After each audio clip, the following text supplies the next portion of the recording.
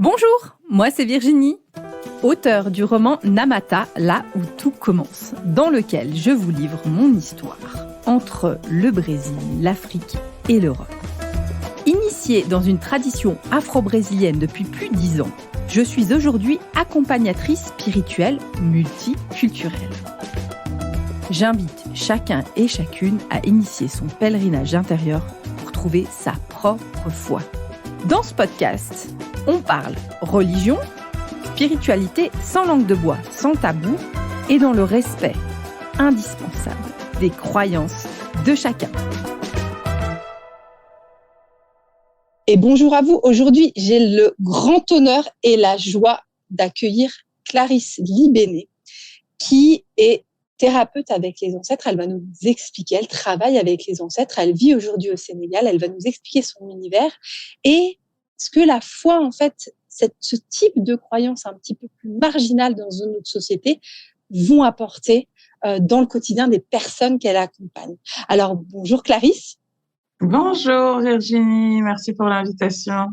C'est vraiment un grand honneur. Alors, Clarisse, est-ce que tu peux te présenter ? Est-ce que tu peux nous dire qu'est-ce que tu es ? Peut-être, si c'est pas trop indiscret, quel type d'initiation tu as ? Qu'est-ce que tu peux nous dire qui tu es ? Ok, donc moi je m'appelle Clarisse Libéné, j'ai 41 ans, j'habite maintenant au Sénégal depuis quelques mois, mais je suis née, j'ai grandi en région parisienne. J'ai passé quelques années dans le Maine-et-Loire, dans un petit village à côté d'Angers. Et depuis 2010, je suis coach. J'ai accompagné les femmes et j'accompagne toujours les femmes à des moments charnières de leur vie, des carrefours en fait de vie où elles sont amenées à se transformer. Transformer leur physique. Donc, en 2008, j'ai commencé par ouvrir un blog qui s'appelait Belle Ébène, où en fait j'accompagnais et je donnais des conseils sur le retour aux cheveux naturels crépus et je parlais de tout ce qu'il y a autour en fait du cheveu et de la femme noire en particulier, parce que c'est vraiment une thématique qui, quand on touche aux cheveux de la femme et aux cheveux de la femme noire, en fait, quand on décide d'arrêter de se défriser les cheveux, quand on décide de revenir au naturel, en fait, on change son identité, ça change notre rapport aux hommes, notre rapport au travail, etc. Et donc, j'ai fait cette activité pendant 5 ans. J'ai vendu des produits que j'allais chercher aux États-Unis, en Afrique, donc avec une boutique physique à Paris. J'ai également organisé et co-organisé des événements, dont un qui a fêté ses 10 ans cette année, qui s'appelle la Natural Hair Academy et qui regroupe 6500 personnes chaque année pour célébrer le cheveu naturel crépus. Et puis en 2015, moi-même, je suis passée par une grosse période à la fois de transformation personnelle. J'ai eu mon deuxième enfant, ma fille. J'ai divorcé, j'ai liquidé ma boîte et j'ai dû complètement me réinventer. Personnellement, professionnellement, physiquement, à tous les niveaux. J'étais plus une femme mariée, j'étais une femme célibataire, maman solo. J'étais plus une entrepreneur, je suis redevenue salariée. Vraiment, ça a été un changement d'identité profond. Et c'est à ce moment-là, alors que j'ai connu des difficultés vraiment à me repositionner, à redéfinir qui j'étais, quelle femme je voulais être, quelle mère je voulais être, quelle professionnelle que je voulais être, que en fait j'ai commencé à avoir c'est ce qu'on appelle une montée de la Kundalini ou une montée d'ouverture, un éveil spirituel intense où en fait mes dons se sont démultipliés et que j'ai dû prendre conscience en fait du travail que je faisais jusqu'à présent, puisque pour moi, je vendais des produits, je faisais un peu de massage pour le cuir chevelu, les gens venaient me voir et je les coachais pour qu'ils aient des nouvelles routines, des nouvelles habitudes et qu'elles puissent s'accepter dans leur nouvelle identité. Mais en fait, au moment où j'ai connu cette période d'éveil, mes ancêtres sont passés par tout un tas de moyens divers et variés et de guides visibles et invisibles pour me faire prendre conscience de mes dons de médiumnité et mes dons de guérison. Donc, de lecture en lecture, de rencontre en rencontre, de vidéo en vidéo et de voyage en voyage, je me suis rendu compte qu'en fait, ce que je faisais, c'était du soin énergétique et que ce que je faisais, c'était de la médiumnité, et que pendant que j'étais en rendez-vous avec une cliente, je canalisais les messages de ses guides anges et ancêtres, que quand je lui faisais un massage du cuir chevelu et qu'elle me disait 6 mois après, ben ça y est, mes cheveux ont repoussé, que en fait je lui faisais un soin énergétique. C'est là que je me suis en fait rappelé de ma propre histoire familiale et de ma propre lignée ancestrale. Et en fait, ça a été assez drôle parce qu'au moment où mes dons se sont vraiment développés, j'ai commencé à avoir des visions, des flashs très puissants. Et quand j'en ai parlé à mes parents, ils ont pris ça très au sérieux. Donc je me suis dit, ah, il y a quelque chose là. Et donc, c'est là qu'on m'a rappelé que mes arrière-grand-mères étaient des guérisseuses, animistes, que du côté de ma mère, j'étais descendante d'un très grand marabout qui avait notamment lutté contre les colons, la colonisation, que j'avais du côté de mon grand-père paternel qui est chef traditionnel, chef coutumier, que lui, il avait des dons extraordinaires et que, en fait, j'étais l'héritière de tout ça. Et donc, à ce moment-là, ça a été une période de doute intense. Qu'est-ce que je fais de cet héritage? Est-ce que je dois le déclarer et le dire? Est-ce que je dois expliquer comment j'accompagne véritablement les gens, sachant qu'à ce moment-là, j'avais mis fin à mon entreprise et que à mon premier business, et que toutes les personnes qui m'avaient suivi depuis 2008 avaient vu l'évolution, avaient vu comment l'entreprise avait explosé et était devenue une référence en l'espace d'un an et demi. Tout le monde est venu me voir pour que je les coach en fait dans leur business et que je leur explique comment j'avais fait ça. Et donc voilà, à cette époque-là, je faisais beaucoup de formations pour des entrepreneurs. J'avais créé un événement qui s'appelait Afropreneurs Summit, où je permettais aux femmes afrodescendantes de la diaspora européenne, caribéenne, de venir se rencontrer, échanger et raconter leurs histoires. Et vraiment, c'était des cérémonies de célébration en fait de l'entrepreneuriat noir au féminin, et un espèce d'hommage en fait à toutes ces femmes qu'on a toutes eues quelque part dans nos familles, de grandes commerçantes, de femmes qui ont été vraiment des leaders pour leur famille et pour leur communauté, et qui ont refusé de se laisser limiter à un carcan vraiment très très réducteur pour la femme. Donc en 2018, là, je me sens obligée de révéler mes dons. Je me sens obligée, parce que j'ai toujours été publique, donc j'ai toujours été sur Facebook, YouTube, Instagram, et j'ai toujours eu une newsletter qui existe toujours. Hein. C'est toujours la même personne qui me suivent depuis 2008, donc elle part presque 2 fois par semaine auprès de 12 000 personnes, et j'ai été obligée de révéler en fait mes dons. Je pouvais plus en fait à l'aune de ce que je savais être vrai sur moi et sur ma manière de travailler, je me suis sentie obligée de dire que j'étais clairaudiente, clairvoyante, clairsentiente, magnétiseuse, que quand je faisais des fiches rituelles, c'était des vraies fiches rituelles et que c'était des vrais rituels avec des vraies plantes et issues d'un véritable savoir ancestral. Et là, en fait, ma vie a changé. Ma vie a changé. Il y a eu une autre dimension apportée à mes accompagnements, parce que du coup, j'ai compris que j'ai compris pourquoi à certains moments j'étais très fatiguée. J'ai compris pourquoi à certains moments j'y arrivais plus, tout simplement, parce que, en fait, être énergéticien, c'est un travail qui est hyper exigeant, hyper exigeant, hyper exigeant pour être le meilleur réceptacle, le meilleur véhicule d'énergie pour les personnes que l'on est amené à accompagner. Et quand on prend son travail à la légère, en fait, on en paye le prix immédiatement.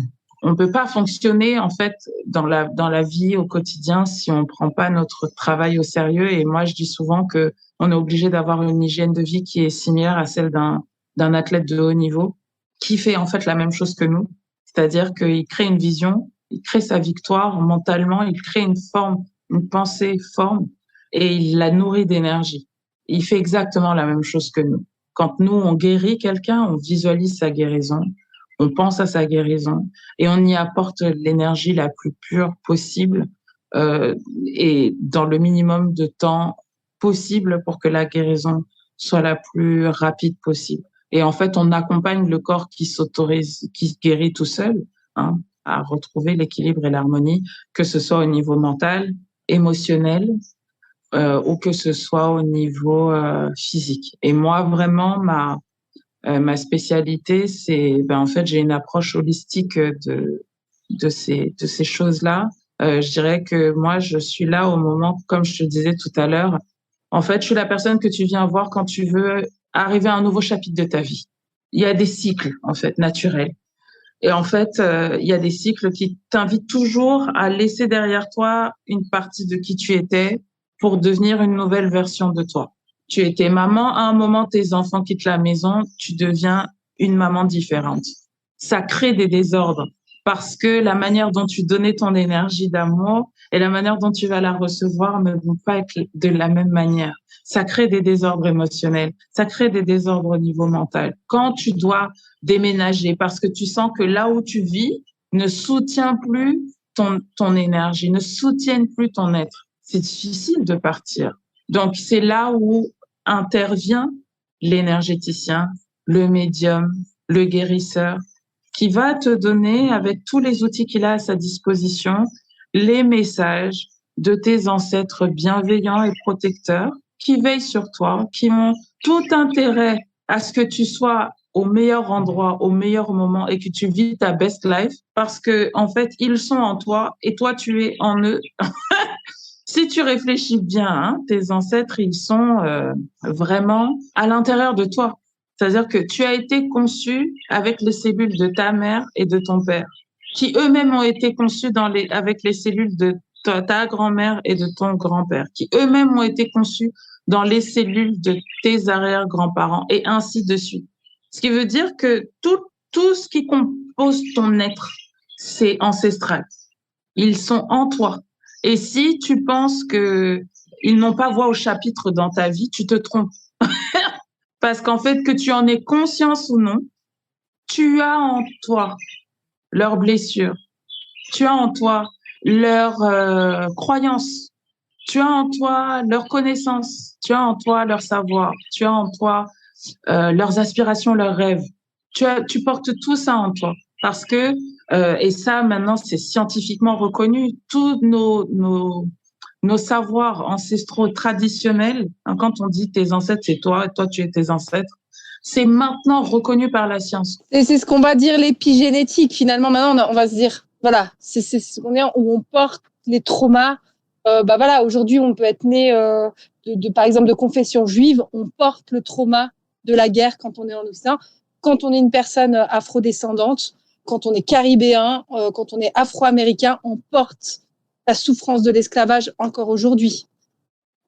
Mais c'est pas que les Caribéens et les Afro-Américains, et ça, je pense qu'il faut que le monde en ait conscience, et les Africains du continent surtout, c'est que déjà les familles ont été brisées.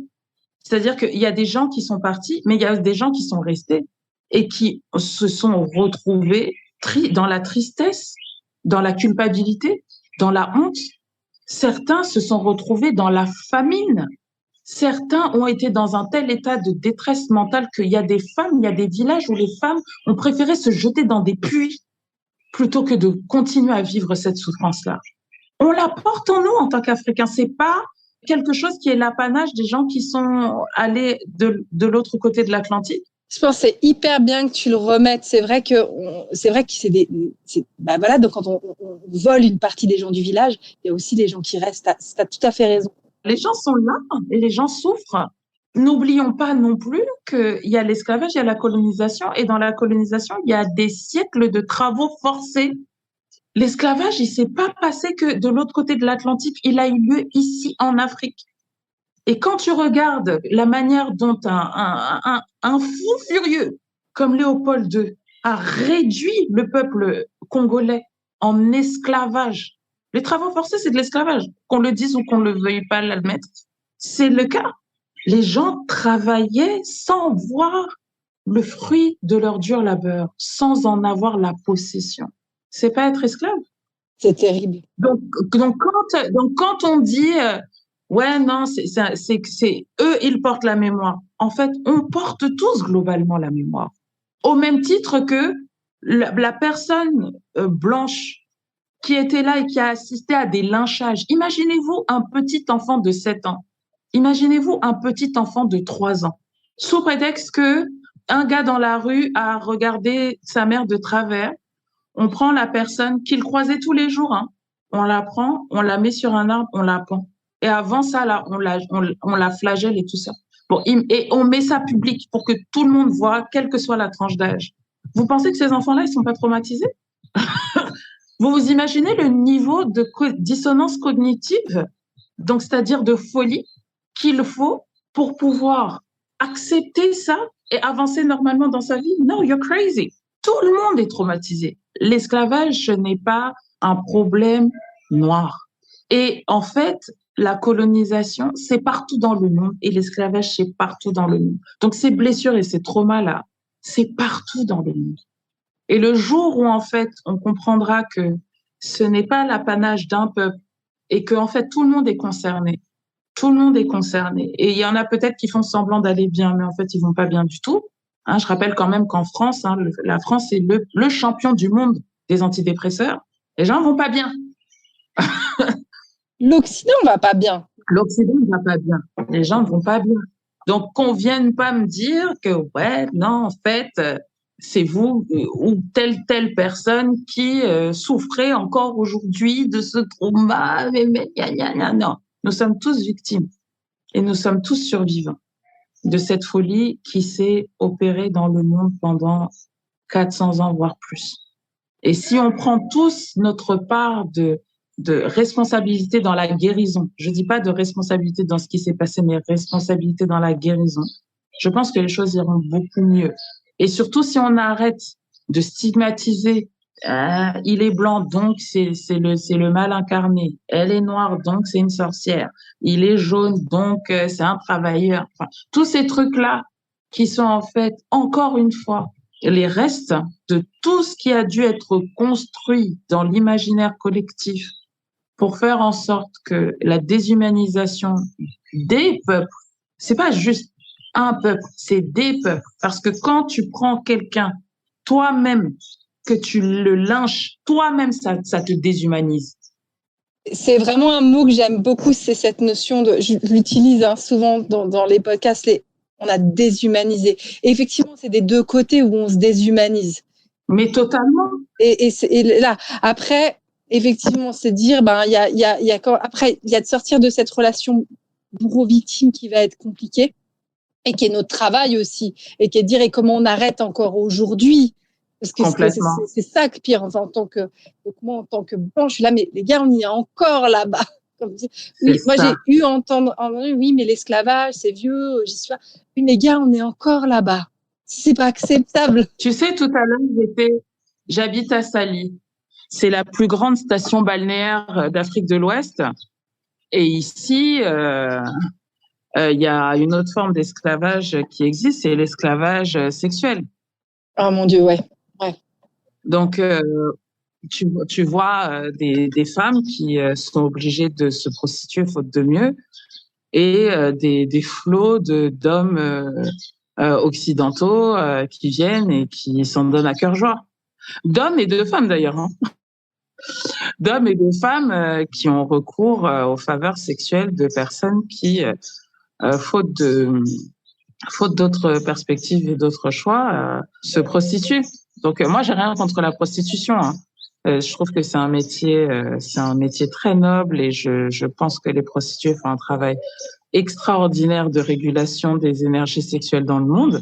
Mais force est de constater que ce soit à travers le tourisme sexuel ou que ce soit à travers, encore une fois, je te dis, je suis à Sali, dans une petite ville comme celle-ci, t'as 3 Auchan, un Carrefour, un casino, un Super U. Bon. Ah, donc on y est toujours, quoi. C'est ça quand je dis on est toujours, c'est ça. Voilà, et moi je m'inclus dedans parce que je suis née, j'ai grandi en France, que je connais très bien, je sais très bien que je suis française, même si je suis d'origine sénégalaise et congolaise, je sais très bien le privilège dont je bénéficie en étant née et en ayant grandi et en ayant le passeport français. Donc je sais aussi que je bénéficie de certains privilèges parce que je suis née du bon, entre guillemets, du bon côté de la barrière. Donc je dis on est dedans parce que je n'ai pas on va dire cette espèce de dissonance par rapport à mon identité ou cette espèce de trouble identitaire. Je sais très bien la part de France en moi, la part de Sénégal en moi, la part de Congo en moi, et je sais que je suis française.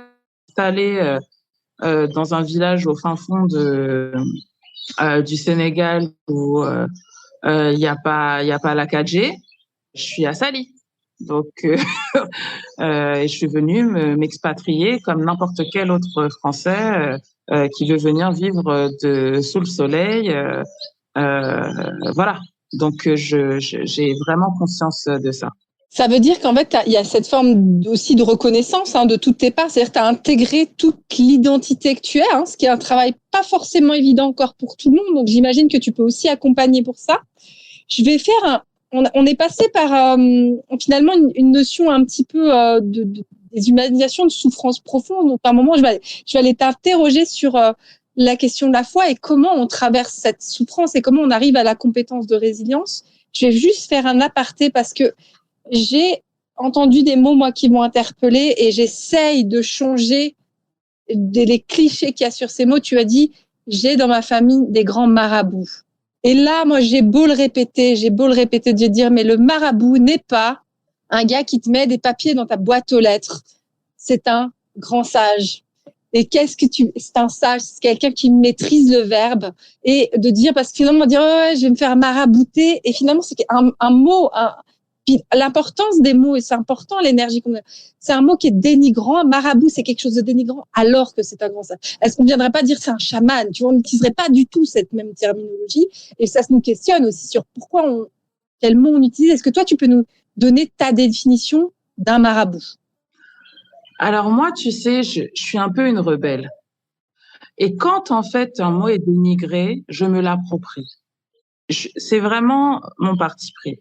Pour moi, un marabout, et en fait, les gens ils font semblant parce que, tu sais, il y a beaucoup d'hypocrisie autour des thérapies africaines.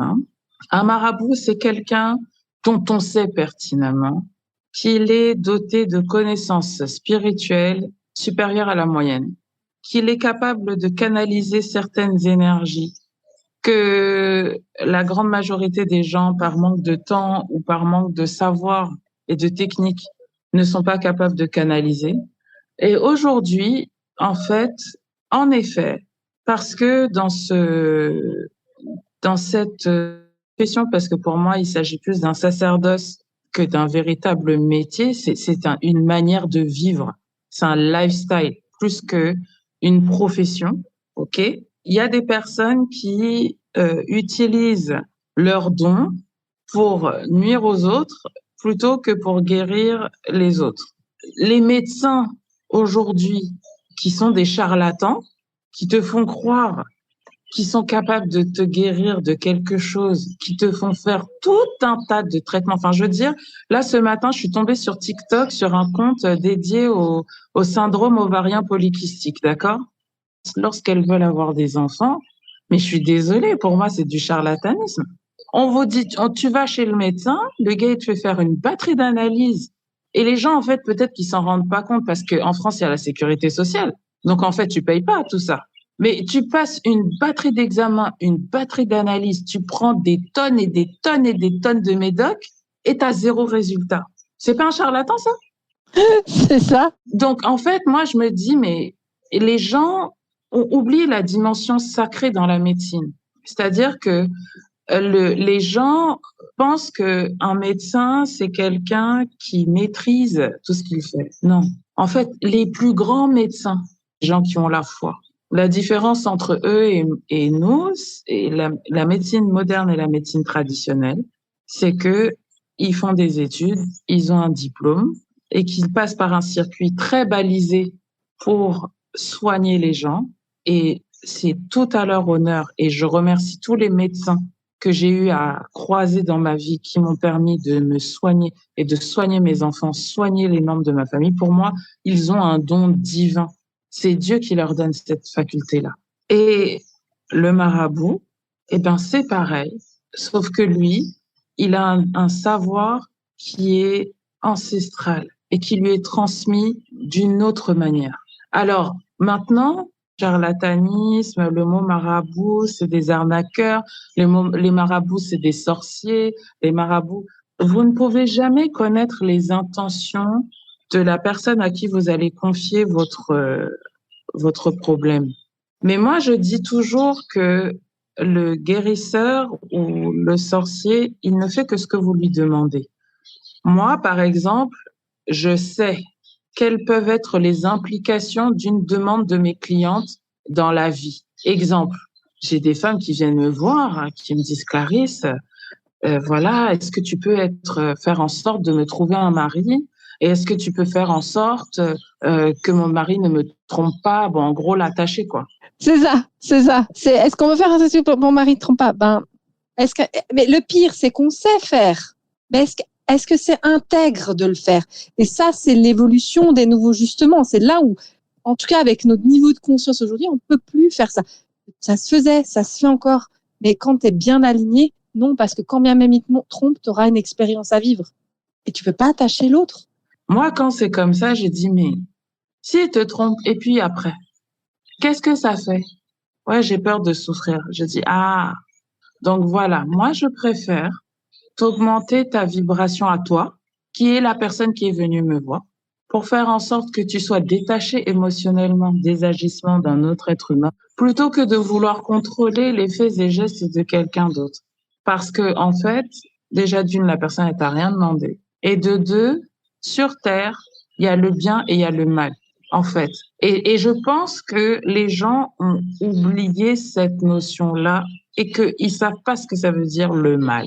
Et le mal, c'est faire faire à quelqu'un ce qu'il ne veut pas faire. Amen. C'est ça. Donc, si ton gars, il veut te tromper, laisse-le te tromper. C'est ça le mal. C'est ça quand tu regardes n'importe quelle spiritualité, le christianisme, l'islam, l'hindouisme, astrology, même en astrologie, l'énergie qu'on appelle celle du shaitan, du mal, c'est celui qui te fait faire quelque chose que tu ne veux pas faire. C'est se retirer le libre arbitre. C'est vraiment bon. Il y a l'exemple aussi de celle qui t'appelle. Tu dois en avoir aussi. C'est fais revenir mon ex. Oh my God! Ça, tu peux devenir riche. Si tu veux les consultations comme ça, tu peux devenir riche. Là, tu dis non. Par contre, on va regarder c'est quoi pour toi l'abandon. Qu'est-ce qu'il y a derrière? Et c'est ça aujourd'hui où ce travail des ancêtres, il est aussi. Et malheureusement, on en parlait un tout petit peu, mais on souffre encore de cette image d'espèce de sorcellerie où tu dis tu veux me faire revenir ton ex. J'imagine que tu dis non. Moi, je vais dire non aussi. Mais on va travailler sur toi pour l'élévation de ton âme, de ton taux vibratoire, de ta spiritualité. C'est ça. Et puis, on va travailler que tu portes en toi qui te conduisent à ne voir l'amour qu'à travers cette personne. Avec tous les êtres humains qu'il y a sur Terre, tous les lascars qui se baladent là-bas dehors, tous les gens qui sont sur Tinder et qui sont là, qui cherchent des femmes. Mais moi, je dis, mais pourquoi lui, il a quoi? Il est qui? Au point où tu vas aller prendre ton argent. C'est dingue! C'est dingue! Tu pourrais faire tellement de trucs avec ce blé, mais non, tu vas dire, il faut que ce soit lui. Et tu as en plus dans ce lien le fait de nuire à son libre arbitre, qui est justement l'inverse de l'amour. Mais c'est ça. C'est ça. Le mal. This is devil energy. Ouais. C'est ça le diable. Clarisse, je me permets de rebondir aussi dans ton expérience. Donc, dans mes auditeurs, il y aura différents horizons, différentes confessions, différentes religions. Ouais. Et c'est de dire aujourd'hui, pour toi, le culte des ancêtres, Alors, mon expérience, je te le partage, c'est qu'il peut être très mal perçu et dans la communauté afro et mal aussi dénigré dans la communauté, en tout cas chez les Blancs. Oui. Et du coup, c'est de dire, mais comment on arrive à revaloriser le fait que nos ancêtres soient là, qu'il y a des rites. On ne sait plus faire des offrandes. On ne veut plus faire des offrandes. On va faire une petite bougie à l'église, c'est déjà pas mal. Mais la notion d'offrande, la notion de sacrifice, la notion et d'être en lien et de ne pas tout porter soi-même dans une société. Moi, je dis toujours aux gens, on est dans une société, on dit c'est toi, si tu fais plus d'efforts que les autres, c'est toi qui vas y arriver. Et en fait, attends, c'est prends en compte les gens qui sont autour de toi. Alors, il y en a pour lesquels ils ont des destinées complètement dingues, mais le commun des mortels, on doit composer avec eux. Comment toi, tu le présentes? Comment ça se vit dans ton quotidien? Bon, moi, c'est simple. Moi, je dis, toutes les personnes qui disent que le culte des ancêtres, c'est mauvais, c'est des gens qui ne se rendent pas compte que la société dans laquelle ils évoluent ne fait que du culte des ancêtres. Ce n'est que ça, en fait. La France, c'est le cultissime des ancêtres. Les États-Unis, c'est le cultissime des ancêtres. OK? L'Arc de Triomphe, c'est un temple aux ancêtres. L'obélisque de la Concorde, c'est un temple aux ancêtres. Quand le 18 novembre ou le 11 novembre, on va poser une gerbe de fleurs, c'est un culte des ancêtres. Quand on fait Halloween, c'est le culte des ancêtres. Mais c'est hyper beau ça, Clarisse, mais tu fais plaisir. Moi, je suis désolée. Quand tu vas à la banque et que tu vois sur le nom de la banque, ce truc a été truqué en l'honneur de Henry Ford ou je ne sais pas quoi, que ça, c'est le building Trump, que ça, c'est le truc. C'est pas du culte des ancêtres. Donc, en fait, ce qui s'est passé, c'est qu'il y a des gens qui ont du pouvoir et du pouvoir spirituel. On ne reviendra pas sur comment les sociétés occidentales modernes ont été construites et par l'influence de qui. Voilà, vous savez très bien qu'en France, il y a des sociétés secrètes qui ont contribué à la création aussi des États-Unis, des plus grandes sociétés occidentales, et que ces gens-là, leur savoir, il vient d'Égypte et il vient d'Afrique. Donc, dans le même temps, on voit nos sociétés gardées au sein des familles et au sein des villages, et dans le même temps, on vous dit ça, c'est pas bien, mais en fait, on le fait, et on le fait sans vous le dire. Et on vous demande de participer en créant de très grandes cérémonies sans que vous ne vous en rendiez compte. Vous dépossédant ainsi de votre lien direct à vos ancêtres à vous pour que vous alliez nourrir les ancêtres de quelques-uns. Je dis ça et c'est très important. Il n'y a que quelques familles en France qui sont célébrées. Il n'y a que quelques familles aux États-Unis qui sont célébrées. Il n'y a que quelques noms qui reviennent toujours. Je ne les dirai pas, vous les connaissez. Mais parce que toutes les semaines, tous les mois, tous les ans, vous allez nourrir ce qu'on appelle leur égrégore, oubliant complètement celui de vos propres ancêtres dans lesquels vous avez été conçus. Alors, si vous n'avez pas envie de donner de pouvoir aux gens qui vous ont fait naître, c'est votre problème, mais laissez-moi faire ma popote. Et laissez-moi dire merci aux gens qui ont contribué à faire en sorte que j'ai la vie. Est-ce que je peux leur dire merci? Est-ce que je peux leur dire merci? Est-ce que je peux leur donner de l'énergie? C'est magnifique, Clarisse, ce que tu es en train de transmettre, parce que c'est très juste. C'est le fait effectivement, on l'a dans notre culte. Et en plus, quand on se positionne, tu vois, Dieu, il m'a fait de blanche. Donc, c'est depuis là que je dois travailler. Donc, parfois, moi, quand je veux dire, oui, mais moi, j'ai fait méditation, on va me dire, mais c'est des trucs africains. Et s'il n'y a pas, je dis, mais combien tu te mens à toi-même? Voilà. Il y a des moments où je dois faire des rituels de libération on va parler, clairement, de sorcellerie, de désenvoûtement de magie noire. Mais entre tout bave, entre blancs, et on va pas. Et c'est pour moi, entre les mains, c'est un mensonge total de se dire qu'on n'a pas ça. On a ça dans la paysannerie, on a ça dans nos campagnes, on a ça dans nos sociétés secrètes, on a ça dans plus ou moins secrètes. On l'a, c'est partout. C'est pas que l'Africain qui, mon Dieu, mais des femmes qui veulent piquer des maris des autres, là, elles ont pas de couleur. Mais bien sûr. Et tu sais, ça, c'est l'ombre. Mais dans la lumière, aujourd'hui, il y a combien de naturopathes? La période d'éveil spirituel dans laquelle on est en train de vivre, c'est un retour du féminin sacré. Combien de femmes se lèvent aujourd'hui et disent non, cultiver mon jardin. Je vais soigner mes enfants avec les remèdes de ma grand-mère. C'est pas des trucs traditionnels ancestraux, ça. C'est de la tradimédecine. C'est exactement ça. C'est de la tradimédecine. C'est vrai que nous, dans l'histoire occidentale, on a 1000 ans d'inquisition. Et moi, je dis toujours, mais on s'est fait coloniser nos racines animistes. Mais complètement. La chasse aux sorcières, c'est une chasse, déjà d'une qui n'a pas eu lieu qu'en Europe.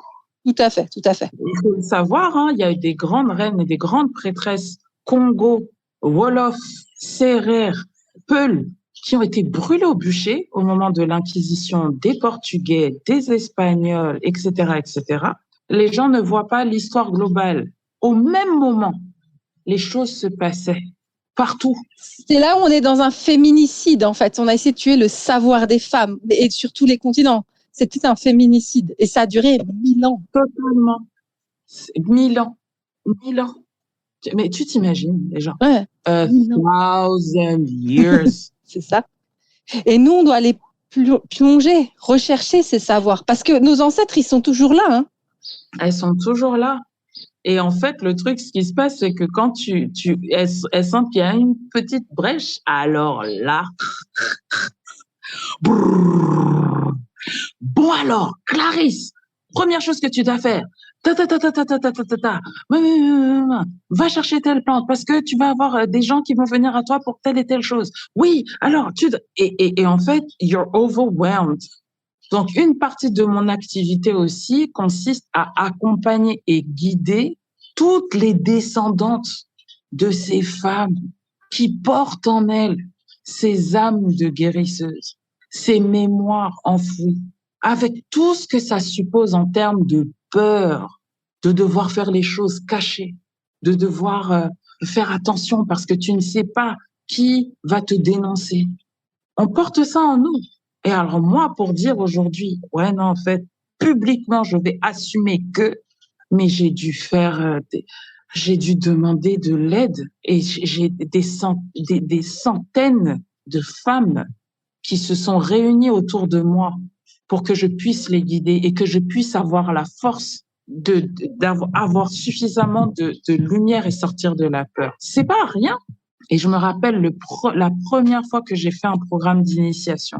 C'était un moment, tu vois, c'était 28 jours, tous les matins, je me levais à 4 heures et je canalisais les messages des ancêtres pour mes clientes, celles qui s'étaient inscrites à ce programme. Mais c'est dingue ce qui s'est passé. La guérison qui s'est opérée pendant ce mois-là, mais c'est dingue. Aujourd'hui, ces femmes-là sont devenues des doulas. Ces femmes-là sont devenues des professeurs, des prêtresses, des médiums, et elles ont bouleversé la vie des personnes qu'elles soignent. Et imaginez-vous et ça s'est fait avant le Covid. Alors, imaginez-vous cette période de Covid. Si on n'avait pas eu pendant cette période-là des guérisseurs, des énergéticiens qui venaient sur YouTube, sur Facebook, every single day, pour faire des méditations, des soins énergétiques, mais on serait tous morts, tu vois. Donc, les gens oublient le caractère sacré de qu'est-ce que c'est que soigner, qu'est-ce que c'est que guérir, qu'est-ce que c'est que apporter de l'énergie d'amour autour de soi, qu'est-ce que c'est de faire rayonner l'énergie divine autour de soi. Et la guérison, ce n'est que ça. Le canal par lequel tu passes, l'amour et la haine, c'est le revers d'une même pièce. L'amour et la peur, c'est la même chose. C'est la même énergie. Et selon que tu le mettes à gauche ou à droite, c'est ton choix. C'est ton libre arbitre. Et moi, je porte en tant que guérisseuse, je pense que une grande partie de mon travail consiste aussi à éduquer. Alors là, je comprends pleinement. C'est pour ça qu'on est toutes les deux dans ce podcast, en fait. Ouais. C'est dire à un moment, on sort de l'ombre et on dit, non, on va en parler. Et c'est difficile et on s'expose. Puis ça paraît des fois un non-sens de dire, mais pourquoi je vais sur les réseaux sociaux pour parler de choses spirituelles? Mais non, mais parce qu'on est... Moi, je me dis toujours, des fois, je suis la RP des ancêtres. Des fois, je dois y aller comme ça. Et on est là et on parle et on dit, effectivement, et on doit redire. Et une partie de notre travail, c'est pas que des sens, c'est de dire, les gars, ça existe, et revaloriser et regarder. Et c'est une partie de notre mission. Mais bien sûr. Mais bien sûr. Et il faut le courage. Bravo. Et bravo à toi aussi. Et c'est pas simple. Bravo à toi aussi. C'est pas simple. Non, c'est pas simple. Regarde, ne serait-ce que, tu vois, les questions que j'ai dû me poser au début, attends, je vais être médium parce que, enfin, je viens quand même de classe préparatoire, grande école de commerce, j'ai travaillé dans la pub. Voilà, moi, j'étais dans mon petit cocon milieu parisien avec ma petit Mini Cooper et moi, j'étais aux antipodes de tout ça, moi. Donc, tu te dis, alors c'est bon, ma carrière passée, je peux y mettre un trait, enfin, c'est mort. Est-ce que tu as tout s'est passé après mon divorce? Je me suis dit, est-ce que je vais retrouver quelqu'un? Si je suis publique, que je mets mon nom, mon prénom, en fait, mes enfants, qu'est-ce qu'on va penser d'eux? Est-ce qu'ils vont pas être ostracisés? Est-ce que leurs copains vont pas avoir peur de venir à la maison? C'est très juste, Clarisse, c'est très juste. Moi, j'ai eu une question, c'est du type, je sors un livre qui parle des spiritualités africaines, donc qui passe en librairie et tout, et il faut mettre son nom dessus. Mais ça, puis ça reste, un livre, c'est des années, puis effectivement, je l'assume. C'est-à-dire, moi, un jour, donc moi, je travaille encore une partie de mon temps. Un jour, j'ai mon responsable, mon chef, qui me dit, j'ai lu ton livre. Et il te regarde, puis il dit, je ne sais pas quoi en dire. Puis tu sens que pour lui, c'est tellement un bug. Puis tu te dis, bah écoute, si un jour tu veux qu'on en parle, on en parle. Et là, tu te dis, moi, je sais que maintenant, mon chef, il a lu ça, il sait cette partie de moi. Alors, il la voit pas au quotidien, il la voit pas mais c'est sortir de l'ombre, ouais. Tu vois? Et c'est il n'y a pas de retour en arrière. Il n'y a pas de retour en arrière. Ouais. Donc, c'est un changement radical de ta vie. Et puis, ta famille. Parce que si toi, tu sors toi-même de l'ombre, tu sors ta famille aussi de l'ombre. Tout à fait. T'as raison, c'est tes enfants, c'est dire tes enfants, ils doivent. Mes parents. Ah bon? Mais vous êtes descendant de marabouts? Ah bon? Donc ça veut dire que quelque part, il faut. En tout cas, moi, ça a été une grosse discussion avec mes parents, quoi. J'ai pas envie de vous mettre dans une situation inconfortable. Vous avez fait des choix de vie qui vous appartiennent. J'ai pas le droit de les remettre en cause. J'ai pas le droit. Mais voilà ce que j'ai à vous exposer. Voilà quels pourraient être les bénéfices pour notre famille. On trouve tous un terrain d'accord et d'entente. Parce que bien évidemment, tu es un personnage public. Moi, j'ai des amis de mes parents qui me suivent. Eux, ils sont là, tranquilles, pépères, dans leur retraite. Mais comment ça, il y a des médiums chez toi? Ah bon? C'est le travail sur le regard de l'autre. Et là, ça fait travailler. C'est dire, parce qu'en fait, on est marginalisé dans la société, puis il faut l'accepter, puis il faut accepter pour une partie des gens, on est la petite sorcière qui s'amuse sur ces trucs machin. Et ça, faut l'accepter, puis il faut le lâcher. Puis c'est OK. Moi, je sais ce que je fais, je sais ce qu'il y a autour de moi, je sais où j'avance. Je sais où j'avance et du coup, tu es obligé de vraiment, si t'as pas la foi, pour en revenir au thème du jour, si t'as pas la foi, tu peux pas faire ce que tu fais. Moi, je dis toujours que le plus grand pouvoir spirituel, c'est la foi. En fait, ce qui te donne du pouvoir dans la vie, c'est pas tes connaissances, parce qu'en fait, elles seront toujours limitées. C'est pas non plus l'argent, parce qu'en fait, même il y aura toujours des gens face à toi qui auront suffisamment de dignité pour ne pas accepter tes thunes. C'est pas l'argent, c'est pas le savoir, c'est pas ta force physique, puisqu'elle a des limites. En fait, ce qui te permet de vraiment avancer dans la vie et sur lequel tu as une réserve illimitée, c'est ta foi. C'est sur lequel tu peux toujours travailler, sur lequel tu seras toujours encouragé à avoir plus, à faire plus. Et en fait, quand tu crois, même quand tu crois que tu mérites quelque chose, quand tu crois que tes ancêtres méritent quelque chose, en fait, c'est ça que tu manifestes dans ta vie. C'est the power of your faith and belief. C'est très beau ce que tu dis parce que j'ai beaucoup de gens qui me disent mais je crois pas. Puis t'es là mais en fait c'est de dire ok, est-ce que tu crois pas, donc ils peuvent être musulmans, est-ce que tu crois pas en ce Dieu-là ou cette foi-là, est-ce que tu crois pas en Jésus, ok, tu crois pas en ce chemin-là, mais en fait en quoi tu crois toi? En quoi tu crois? Tu crois en la vie, tu crois, et on croit toujours. Puis après c'est de s'accrocher. Puis ce que j'aime dans ton parcours, c'est aussi de se dire, on me dit ouais mais c'est facile, t'as la foi. Non, ça se cultive tous les jours. C'est pas la foi, elle arrive et puis elle vient, puis c'est bon. C'est tous les jours, on y est. Qui dit foi dit épreuve de foi. Amen. Épreuve de foi. Tu crois que la foi, là, c'est...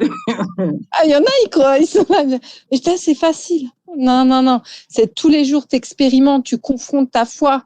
Si Dieu, tu lui dis, là, je veux expérimenter la patience, va t'envoyer l'épreuve pour la patience. Après, tu vas dire, ouais, pourquoi j'ai cette épreuve-là? J'ai fait toutes mes prières. Mais tu l'as demandé, tu l'as reçue. Dans ma vie. Et oui, ouais. Ah ouais, d'accord. Tu veux dire qu'il y a un amour, hein, tu es ton gars. Oui, je veux mon gars, je veux mon roi, je veux mon truc. Nanana, on va faire. Oui, maintenant, je suis prête. Donnez-le-moi, je veux le recevoir. Tout est ouvert, je suis prête. Ta, ta, ta. OK. Bon, on t'emmène le gars. Aïe, toi, t'es là, tu dis, je l'aime, hein, mais franchement, ça, c'est 90% de mes clientes. Elles viennent me voir. Je veux rencontrer mon homme. Il n'y a pas de problème. Voilà. Visualisons-le. Contactons-le. Parlons à son âme. Qu'est-ce qui bloque? Qu'est-ce qui truc? OK. Ta, ta, ta. On travaille dessus. Les croyances limitantes. On augmente la vibration. On fait les nettoyages. Le gars arrive. Tac. On m'appelle. Clarisse, je suis très heureuse, mais j'y mets quoi? Ah, franchement, c'est dur, hein? C'est ça, c'est de ça qu'il s'agit.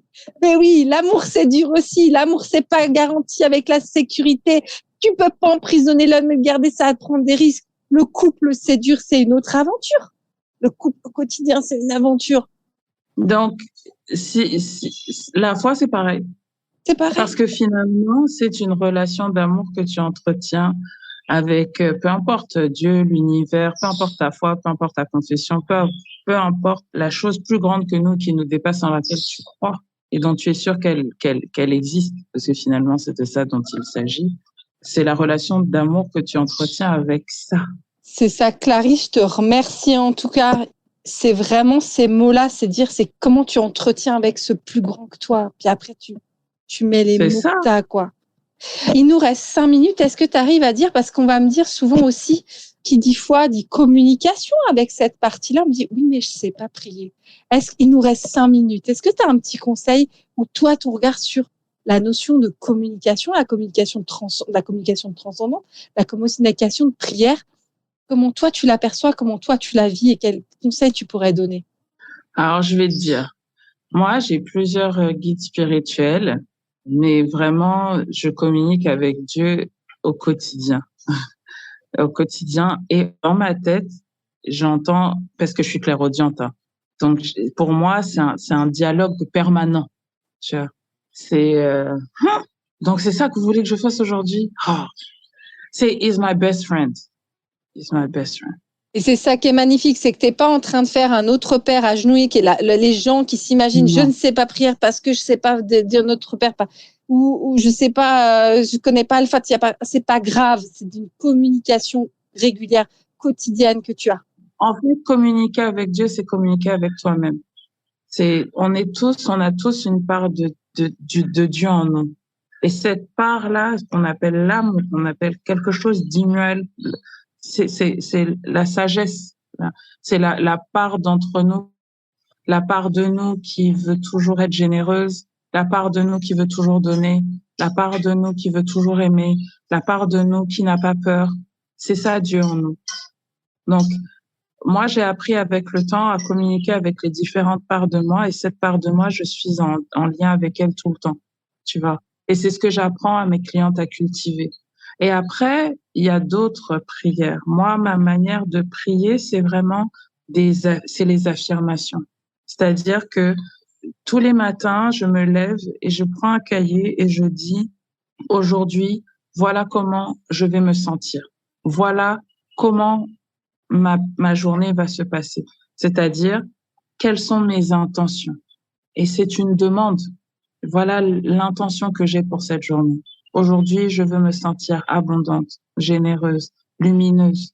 Je fais quelque chose, je me demande, est-ce que ça me permet de me sentir plus abondante? Est-ce que ça me permet de me sentir plus lumineuse? Est-ce que ça me permet de me sentir plus généreuse?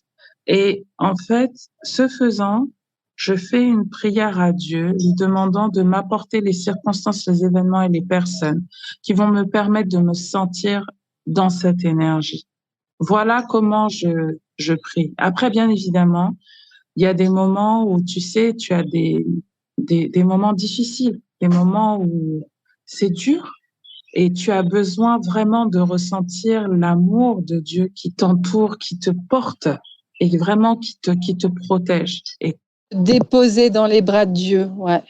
Est-ce que tu arrives à nous dire en fait, où est-ce qu'on peut te contacter? En fait, dire, OK, pour continuer, pour avoir une séance avec toi ou que sais-je, par quel biais on peut te contacter? Vous pouvez me contacter sur mon site internet www.maisonclarisse.com. Vous pouvez venir pour une séance, vous pouvez venir également pour une retraite spirituelle ici au Sénégal. Vous pouvez également me voir dans mes nombreux voyages en région parisienne, en Guadeloupe. Je me déplace, donc voilà. Vous pouvez aussi me laisser un message sur WhatsApp. Je réponds personnellement à tous les messages qui me sont envoyés.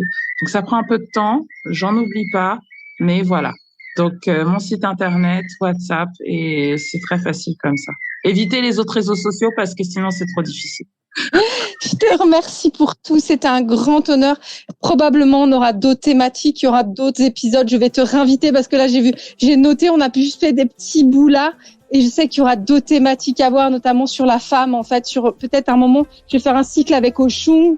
Et là, tu vas devoir, on va devoir appeler l'énergie de Shung, l'énergie d'abondance. Ah oui. En tout cas, je te remercie, Clarisse. Je te remercie pour ta disponibilité. On se retrouve tout bientôt. Merci pour tout. Je te fais de gros bisous. Bye bye.